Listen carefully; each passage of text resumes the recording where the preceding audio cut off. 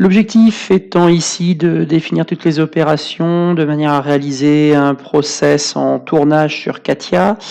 On va voir l'intégralité avec différentes étapes nous permettant de le faire, ainsi que les opérations qu'on va pouvoir associer à notre processus. Les données de départ sont simples. On a une pièce qu'on a appelée démo de tournage. La pièce, une pièce de tournage, si on la regarde en termes de géométrie, on voit plusieurs cylindres, au moins 3. On voit qu'à l'arrière de la pièce, j'ai un congé. Je vois que j'ai une gorge ici. Alors là, on ne voit pas la définition du filetage. On a un filetage à l'extrémité. On a un trou central. Ce trou central, il est chanfreiné ici.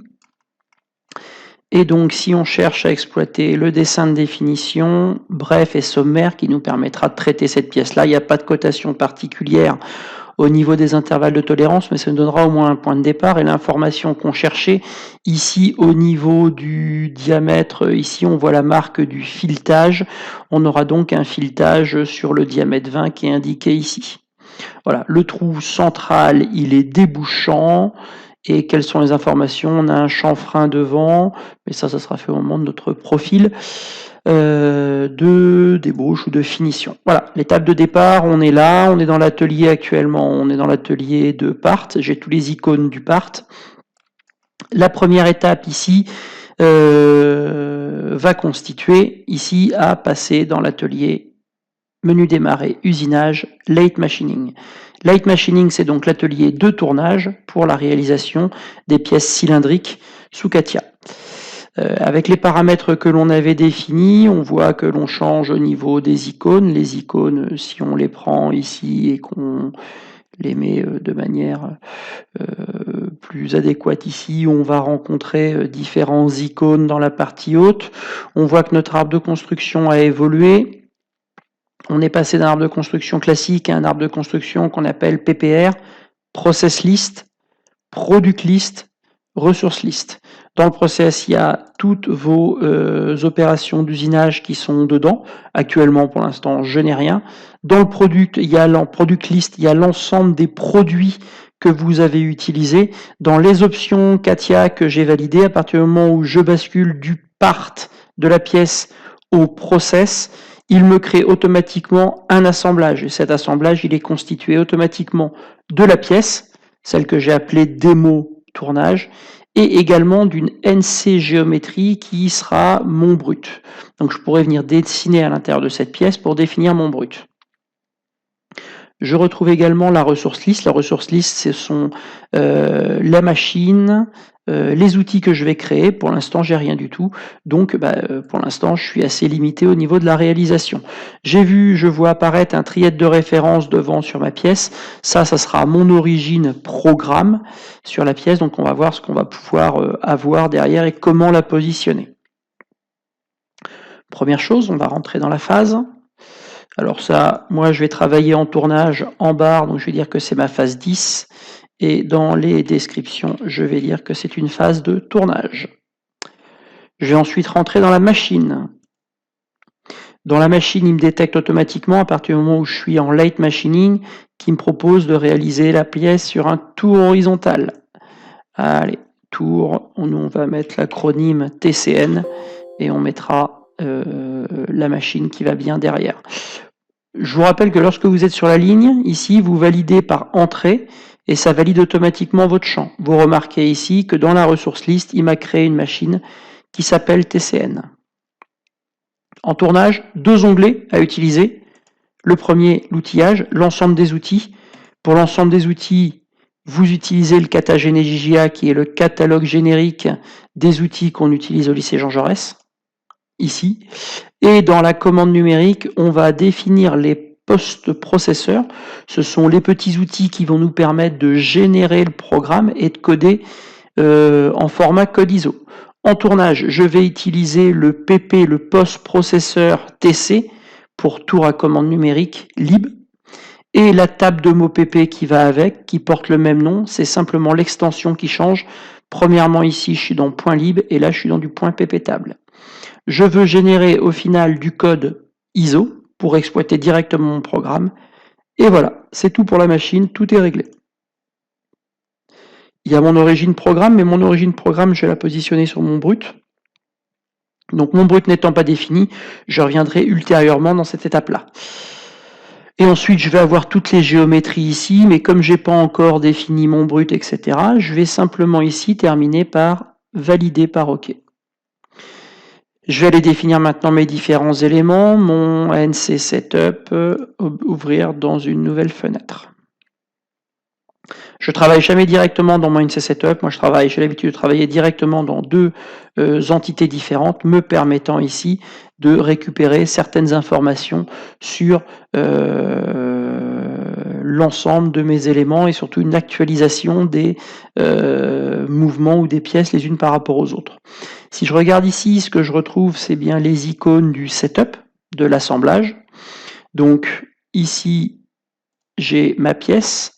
Et ici, dans la NC Géométrie, c'est là où je vais créer mon brut. Donc là, déjà, ce que je vais faire, c'est que dans le corps principal de mon brut, je vais le renommer brut. En travaillant comme ça me permet de ne pas me planter. Je ne peux pas me tromper à partir du moment où je sais identifier où est mon brut. D'ailleurs, mon brut, je vais double-cliquer dessus et je vais le créer. Alors le brut en tournage, il est cylindrique. Donc ici, je vais prendre ceci. Mon brut, s'il est cylindrique, la géométrie, elle est comme ça et je vais en faire une révolution. Je n'ai pas besoin de m'attarder excessivement sur la réalisation de mon brut. Moi, par défaut, je mets toujours 1 mm devant, 1 mm derrière pour qu'au moment de la simulation, CATIA me génère bien des surépaisseurs entre la pièce et le brut. Si je reviens sur mon dessin de définition, la pièce finale fait un diamètre 45, donc on va définir ici un diamètre de brut de 50 mm. On est au rayon, donc on va diviser par 2. Ça nous fait du 25. Voilà, j'ai défini la géométrie de mon brut. Alors, je vais sortir de mon esquisse et ce brut-là, je vais en faire une révolution. Je tourne par rapport à quoi? Par rapport à l'axe central ici, comme ceci. Alors, mon brut, il cache automatiquement ma pièce. Donc, avant d'aller plus loin, je clique sur mon brut. Je vais changer les propriétés de mon corps principal ici et je vais mettre de la transparence. Comme ça, je vois ma pièce et mon brut. Autre particularité sur CATIA en tournage, pour travailler en tournage, il nous faut travailler en récupérant les profils intérieurs de la pièce et du brut. Pour cela, vous avez deux possibilités. Soit vous faites une poche de 90 degrés de votre brut, soit ici, dans votre révolution, tout simplement, au lieu de faire une révolution à 360 degrés, on va la faire à 270 degrés. Comme ceci. Et donc, je vais pouvoir récupérer la face avant et le diamètre de mon brut. Du coup, il va falloir que je fasse la même chose sur ma pièce de tournage. Donc, je vais sur Démo Tournage. Je double-clique sur le corps principal. Je vais cacher les plans de ma géométrie pour être sûr de travailler sur ma pièce. Je vais prendre le plan qui est devant ma pièce, de manière à me retrouver dans cette situation. Je vais créer un rectangle ici qui part du centre. Je essaye de bien l'aimanter pour qu'il soit bien positionné. Et de manière à dynamiser mon dessin, je vais construire, plutôt que de mettre des codes, je vais construire des contraintes de tangence pour ma poche.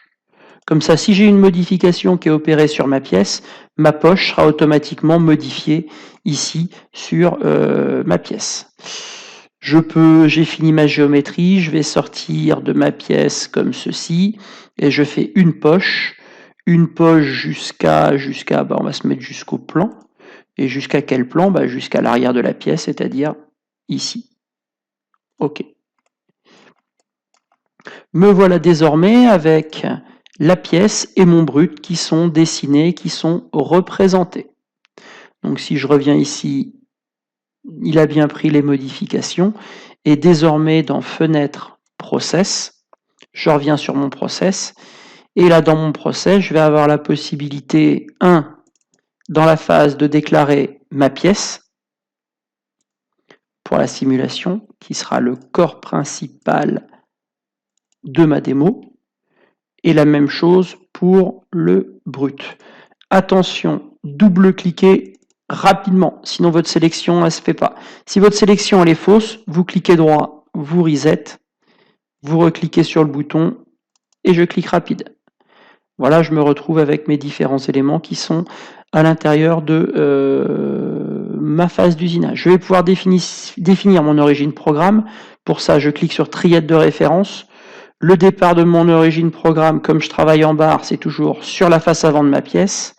Les axes machine disent que l'axe Z est l'axe horizontal et l'axe X sera l'axe vertical. Pour faciliter les choses ici, plutôt que de sélectionner quelque chose, pour sélectionner Z, il vous suffit juste de prendre une arête horizontale. Je vois que l'axe n'est pas dans le bon sens, je fais une inversion, OK. La même chose suivant X, avec l'axe, un trait d'axe vertical. Est-ce que je suis dans le bon sens? Quand vous ne savez pas, vous cliquez sur inversion, là je vois que la flèche est vers le bas, je remets la flèche vers le haut, et je clique sur OK. Pour faciliter aussi la compréhension, je vais renommer cette origine-là qui étant l'origine en phase 10. OK. Dernière chose, ici, dans position, je vais modifier mon point de changement d'outil.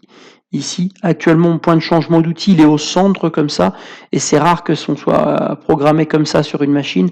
Notre point, il est toujours vers le haut, qu'il arrive comme ceci. Donc ici, on va rajouter sur nos X un X50. Et là, mon point de changement d'outil, c'est un peu plus cohérent par rapport à ce que je vais retrouver sur ma machine. Je valide par OK.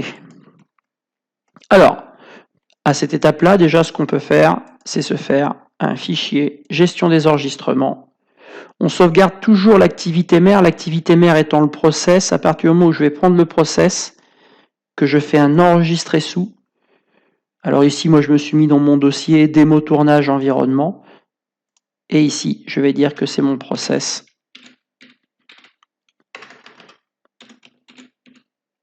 Démo environnement. Voilà, enregistré. Je propage. Comme ça, à partir du moment où il a propagé, en plus de sauvegarder le process, il va aller chercher le NC Setup qui contient la démo de tournage et la NC Géométrie. Et je valide. Si je vais vérifier maintenant, dans Environnement, je me retrouve bien ici dans les types de fichiers avec mon process, mon NC Setup, ma pièce et mon brut. J'ai bien les 4 éléments qui ont été sauvegardés. Alors, est-ce qu'on peut démarrer comme ça pour la suite? Techniquement, on pourrait, sauf que il va falloir que l'on gère en tournage. Moi, je travaille en tournage avec des points d'approche et sortie. Pour ça, je reviens dans Fenêtre et dans mon NC Setup et je vais définir des points d'entrée et sortie. Alors, les points d'entrée et sortie, je les mets ni dans la pièce, je les mets ni dans le brut. Pour cela, je vais créer une nouvelle pièce. Ici. Alors pour créer la pièce, attention, veillez bien à être positionné sur NC Setup ici, et ensuite on va cliquer sur Nouvelle pièce. Et cette pièce-là, moi je vais l'appeler, c'est ce que j'appelle souvent mon habillage, parce que c'est dans cet habillage-là où je vais mettre tous mes points d'entrée-sortie et différents éléments que je vais contraindre. Est-ce que je veux définir un nouveau point d'origine? Non, non, non, non, le premier point d'origine que j'avais, il allait très bien. Et donc maintenant, si je cache les plans de ma pièce, je vois apparaître les plans de mon habillage. Je vais dessiner dans mon habillage, donc je double-clique sur le corps principal de l'habillage. J'ai basculé dans l'atelier de dessin en part et je vais dessiner dans le plan de travail qui est le plan dans lequel j'ai coupé la pièce, c'est-à-dire ici. Et je vais créer une esquisse. Vous voyez que vous êtes dans le mode esquisse parce que vous devez voir apparaître le quadrillage qui est derrière votre pièce. Dans un premier temps, je vais positionner des points d'approche et retrait qui vont me servir au moment de régler mes outils et je vais définir justement ses arrivées et son départ au niveau de l'usinage. Si je commence ici, je vais avoir un dressage sur la face avant, donc je vais avoir un point qui va m'amener sûrement ici. Alors je peux double-cliquer sur les points pour garder sélectionné. Devant, je vais mettre un point ici en entrée-sortie pour mon ébauche. J'ai un point ici pour mon pointage-perçage.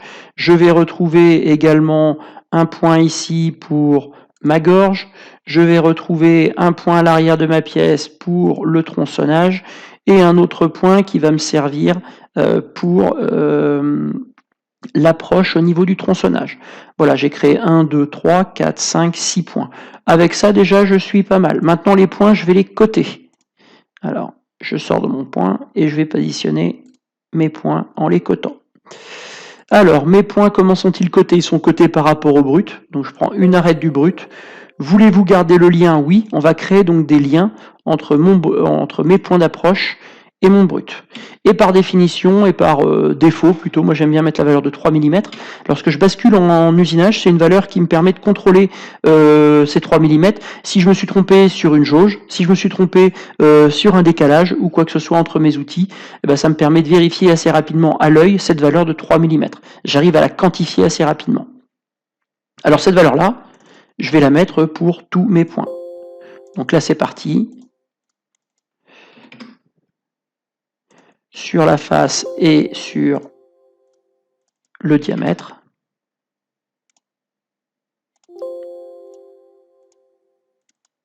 On fait bien suivre toujours les contraintes.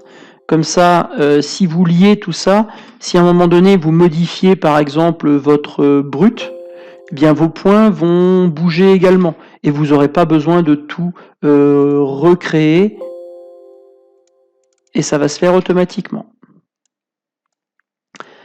Alors, je les ai positionnés ici verticalement, mais s'ils ne sont pas verts, mes points, ça veut dire que ça ne va pas. Le point qui est à l'arrière, c'est le seul point que je positionne par rapport à la pièce. Alors, il faudra peut-être m'orienter un tout petit peu. Voilà. Lui, il va être positionné à 3 mm par rapport à la pièce. Ici, est-ce qu'il me reste encore des contraintes? Non, c'est vert, c'est vert. Donc ici, ça veut donc dire que là, ce point-là, je vais le mettre ici pour ma gorge. Oui, et je vais le mettre coïncident. Ce point-là, ici, lui, je vais le mettre coïncident avec ce trait-là. Voilà, tous mes points sont verts, donc ça veut dire que mes points d'approche sont conformes et que je peux travailler à partir de ça. Alors ça, c'est un premier point que je vais rencontrer. Deuxième point, ça va être les trajectoires que je vais définir pour mes outils par rapport à ma pièce.